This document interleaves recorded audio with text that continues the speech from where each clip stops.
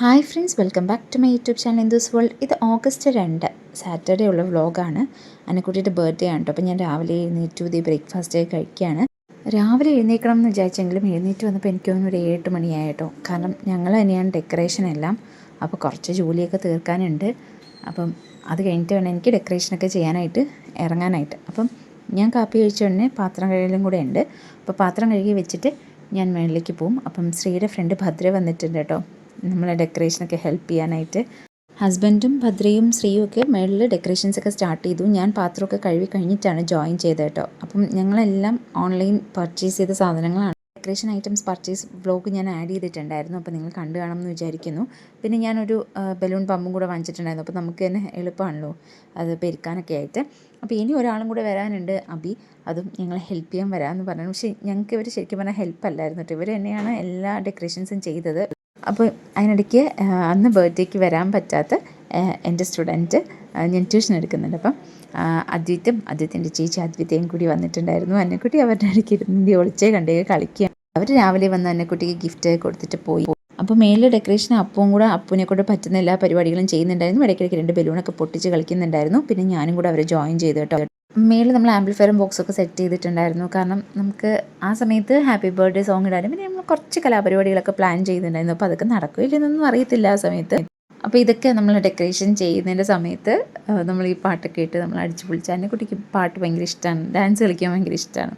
അപ്പം അന്നക്കുട്ടിയും കൊണ്ട് വന്നു, അമ്മുവും വന്നു. അപ്പോൾ അവർ കുറച്ച് നേരം അവിടെ ഇരുന്ന് കേട്ടോ, അടുക്കള പണിയൊക്കെ ഒതുക്കിയിട്ട്. അപ്പോൾ ഈ ഒരു ബലൂൺ സ്റ്റാൻഡ് അത് അടിപൊളിയാണ് കേട്ടോ, ഭയങ്കര വർത്തായിട്ട് എനിക്ക് തോന്നി. അപ്പോൾ ഇതേ അന്നക്കുട്ടി ചേട്ടൻ പെരുക്കുന്ന ബലൂണൊക്കെ നോക്കിക്കൊണ്ടിരിക്കുകയാണ്. പാട്ടിനകത്ത് താളം പിടിക്കുന്നുമുണ്ട് കേട്ടോ, ആൾക്ക് ഭയങ്കര ഇഷ്ടമാണ്. ഇഞ്ഞപ്പെണ്ണും അപ്പുചേട്ടനും കൂടി അന്നപ്പെണ്ണിനെ ഡാൻസ് കളിച്ചൊക്കെ കളിപ്പിക്കണം. കാണെങ്കിൽ തുള്ളിക്കോളം വയ്യായിരുന്നു കേട്ടോ. താഴെ ഇറക്കി നിർത്തിയപ്പോഴത്തേനും അവൾ ഭയങ്കര തുള്ളലായിരുന്നു.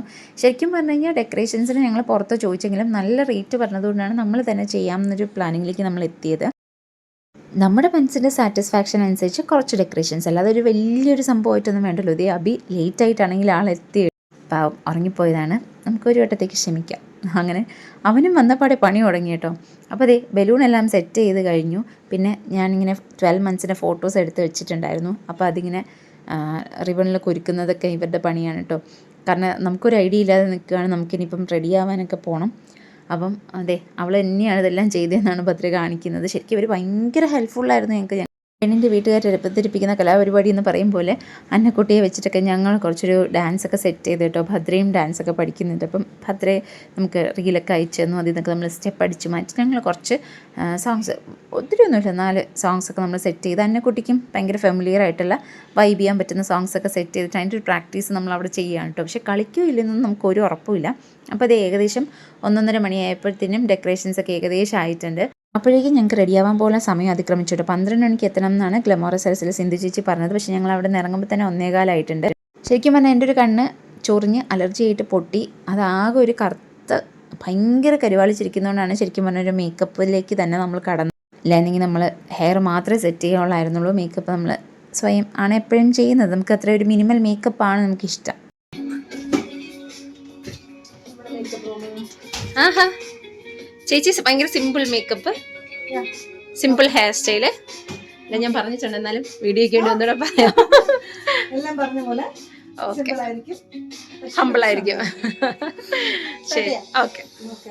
ഞാനാണ് ആദ്യം സ്റ്റാർട്ട് ചെയ്യുന്നത്. ആദ്യം ഹെയർ വാഷ് ചെയ്ത് ഹെയർ ഒന്ന് അയൺ ചെയ്തതിന് ശേഷമാണ് ഫേസ് മേക്കപ്പിലേക്ക് കടക്കുന്നത്. ശരിക്കും പറഞ്ഞാൽ എനിക്ക് ഫേസിൽ മേക്കപ്പ് ചെയ്യുമ്പോൾ കണ്ണിൻ്റെ ആ ഒരു ബുദ്ധിമുട്ട് മറയ്ക്കാൻ നല്ലൊരു സമയം എടുക്കും കേട്ടോ. അത്രയ്ക്ക് നമുക്ക് ആ വീഡിയോയിൽ നിങ്ങൾക്ക് മനസ്സിലാവാത്തതാണ്, അത്രയ്ക്ക് ഒരു കണ്ണ് ഭയങ്കരമായിട്ട് ചുറ്റും കറുത്തുപോയി. എൻ്റെ ഹെയർ വാഷ് കഴിഞ്ഞ് എൻ്റെ ഹെയർ സെറ്റ് ചെയ്യുന്ന സമയത്തേക്ക് ശ്രീയുടെ ഹെയർ വാഷ് ചെയ്യുകയാണ് കേട്ടോ. അപ്പോൾ ഞങ്ങൾ ഹരിബറിയിലാണ്, നമുക്കൊരു 4-4:30 ആകുമ്പോഴാണ് കേക്ക് റെഡി ആവുള്ളൂ. അപ്പോഴത്തേനും നമുക്ക് ഇറങ്ങണം, ആ ഒരു ഇതിലാണ്.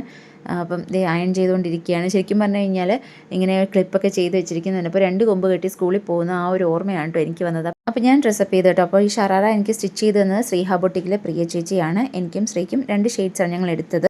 ഞാൻ കരയുന്നതല്ല, ലെൻസ് വെച്ചതിൻ്റെ ബുദ്ധിമുട്ടാണ് കേട്ടോ.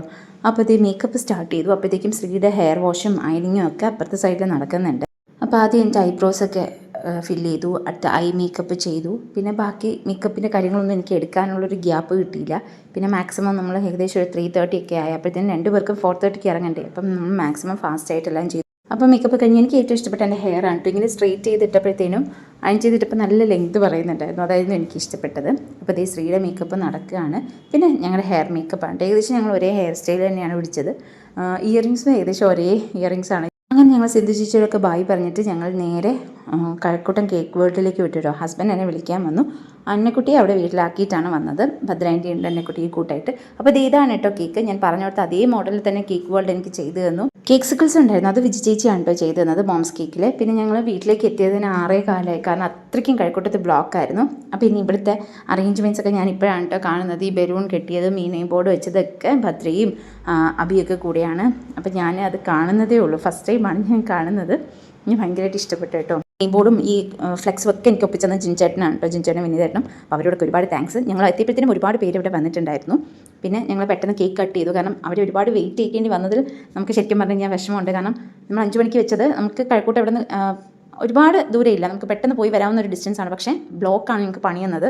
അന്നക്കുട്ടി പിന്നെ കേക്ക് കണ്ടു. അന്നക്കുട്ടിക്ക് അന്നക്കുട്ടിയുടെ ഫ്ലെക്സ് ഒക്കെ കാണുന്നത് ഭയങ്കര ഇഷ്ടം, ഭയങ്കര ഹാപ്പിയാണ് കേട്ടോ അന്നക്കുട്ടി അതൊക്കെ കാണുമ്പോൾ. അങ്ങനെ അതൊക്കെ കണ്ടിട്ട് ഭയങ്കര സന്തോഷമായിട്ട് ഇരിപ്പുണ്ടായിരുന്നു. ഞാൻ മുന്നേക്കൂട്ടി ഒന്നും പ്ലാൻ ചെയ്യാത്ത ആളാണ് കേട്ടോ. എനിക്ക് ഡെക്കറേഷനൊക്കെ നമ്മൾ അന്ന് മോർണിംഗ് ചെയ്യുമ്പോൾ നിങ്ങൾ തന്നെ വിചാരിക്കണം 2 ദിവസം മുന്നേ ചെയ്തുകൂടെ, ബലൂൺസൊക്കെ പൊട്ടിപ്പോവും, അല്ലാതെ നമുക്കെല്ലാം ചെയ്യാൻ പറ്റുമായിരുന്നല്ലോ. പക്ഷേ ഞാൻ അങ്ങനെ ഒന്നും പ്ലാൻ ചെയ്യാൻ ഇഷ്ടപ്പെടാത്ത ഒരാളാണ്. കാരണം നമ്മുടെ പ്ലാനിങ്ങിന് മേൽ ദൈവത്തിൻ്റെ ഒരു പ്ലാനിങ് ഉണ്ടെന്ന് വിശ്വസിക്കുന്ന ഒരാളാണ്. നമ്മൾ എന്ത് പ്ലാൻ ചെയ്താലും ദൈവത്തിൻ്റെ പ്ലാനിങ് ആയിരിക്കുമല്ലോ അൾട്ടിമേറ്റ് ആയിട്ട് നടക്കുക. അപ്പോൾ അതെന്താണ് നമുക്ക് അറിയാത്ത പക്ഷം ഞാൻ കുറച്ച് അങ്ങനെയൊക്കെ ഒരു പേടിയുള്ളൊരു കൂട്ടത്തിലാണ്. അപ്പോൾ എന്തായാലും എന്ന് പറഞ്ഞാൽ ഒട്ടും പ്ലാൻ ചെയ്യാതിരിക്കും എന്നല്ല വരുന്നത്. അപ്പോൾ ഡ്രസ്സൊക്കെ എടുത്തില്ലേന്ന് ചോദിക്കും, അങ്ങനെയല്ല. നമ്മൾ ഒരു കേക്ക് പോലും ഞാൻ 2 ആഴ്ചയ്ക്ക് മുന്നേ എന്തോ ആണ്, അത് നിനിമയുടെ നിർബന്ധത്തിൽ ഞാൻ വിളിച്ച് ഓർഡർ ചെയ്ത് എല്ലാം അങ്ങനെയാണ് ചെയ്യുന്നത്. അപ്പോൾ ഇതേ കേക്ക് കട്ടിങ് ടൈമായി. അന്നക്കുട്ടി ഭയങ്കര ഹാപ്പി ആയിരുന്നു കേട്ടോ കേക്ക് കട്ട് ചെയ്യാൻ. അന്നക്കുട്ടി ഇതേ നോക്കുന്നൊക്കെ ഉണ്ട് എല്ലാവരെയും. അങ്ങനെ ഞങ്ങൾ 4 പേരും കൂടെ ചേർന്നാണ് കേക്ക് കട്ട് ചെയ്തത്. അപ്പൂട്ടൻ്റെ ബർത്ത്ഡേ ടൈമിലാണെങ്കിൽ ഒരു സമാധാനം ഉണ്ടായിരുന്നില്ല, കാരണം അപ്പൂട്ടിന് പനിയായിരുന്നു, ഹൈ ടെമ്പറേച്ചർ ആയിരുന്നു. രാവിലെ ഹോസ്പിറ്റലിൽ കൊണ്ടുപോയി. ബർത്ത്ഡേ ഒക്കെ ക്യാൻസൽ ചെയ്താലോ എന്ന് വരെ ഞങ്ങൾ ആലോചിച്ചൊരു സിറ്റുവേഷൻ ആയിരുന്നു അത്. അന്നക്കുട്ടിക്ക് ബർത്ത്ഡേയുടെ അന്ന് കുഴപ്പമൊന്നും ഉണ്ടായിരുന്നില്ല. അത് കഴിഞ്ഞ് ഒരാഴ്ച പനിയും ത്രോട്ട് ഇൻഫെക്ഷനും ഒക്കെ ആയിരുന്നു.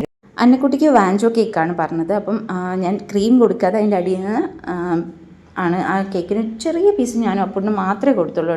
കാരണം അവർക്ക് ഞങ്ങൾ ഷുഗറോ സോൾട്ടോ ഒന്നും 1 ഇയർ കംപ്ലീറ്റ് ആവുന്നത് വരെയും ഞങ്ങൾ ഇൻട്രൊഡ്യൂസ് ചെയ്തിട്ടില്ല. ഇപ്പോഴും ഷുഗറൊന്നും ഇൻട്രൊഡ്യൂസ് ചെയ്തിട്ടില്ല. സോൾട്ട് ചെറുതായിട്ടൊക്കെ ഞങ്ങൾ കൊടുക്കുന്നുണ്ട്.